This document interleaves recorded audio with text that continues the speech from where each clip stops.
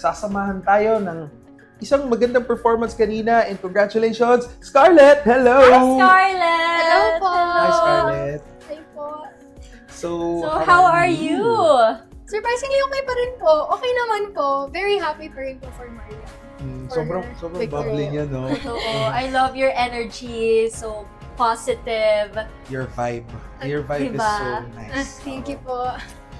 So anyways, ayun, so can you tell us how's the experience na makatungtong sa The Clash Arena for the first time and na makapag-perform? For me po, it was very scary, to be honest. Pero po, I got comfortable kasi po napakabait po talaga, napaka-welcoming po talaga ng production team, ng mga coaches, ng mga producers, and especially po yung mga new Clashers. And as a first-timer po in The Clash, I felt at home. Wow. Yes po. Ganun naman talaga ang The Clash, no? Opo. At home talaga. Everyone, yes. Family mo talaga lahat.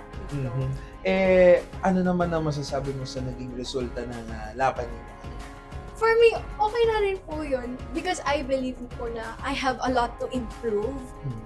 Not only in singing but also in performing.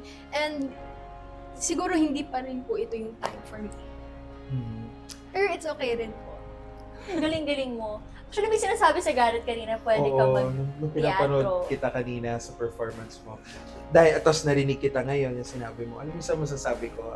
Parang sobrang ganda ng spirit mo and sobrang positive mo and ituloy mo lang yung ganyang parang outlook in life, yung parang willing to grow and learn. Yes. Kasi alam mo, very parang optimistic pwede ka mag-theater. I mean, your voice is very bright. And sabi mo nga kanina, di ba, yung boses mo, ang ganda. And bibihira sa mga tao ang ganyang ugali. So, ipakita mo lang yan palagi and I know you will go far.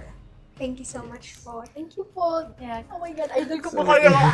Kinikilig ako kanina pa. Grabe. Alam mo ba, yan yung sing tayo ng song sa The Clash. Summer Over the Rainbow. So, Scarlett, ano naman yung message mo sa mga sumusuporta sa akin? Ayan, unang-una po sa lahat, maraming salamat po sa pagsuporta sa akin and sa paniniwala po sa aking kakayahan. Feeling ko po hindi pa rin po nagtatapos yung laban ko dito. There are more opportunities to come. So abangan niyo na lang po yan.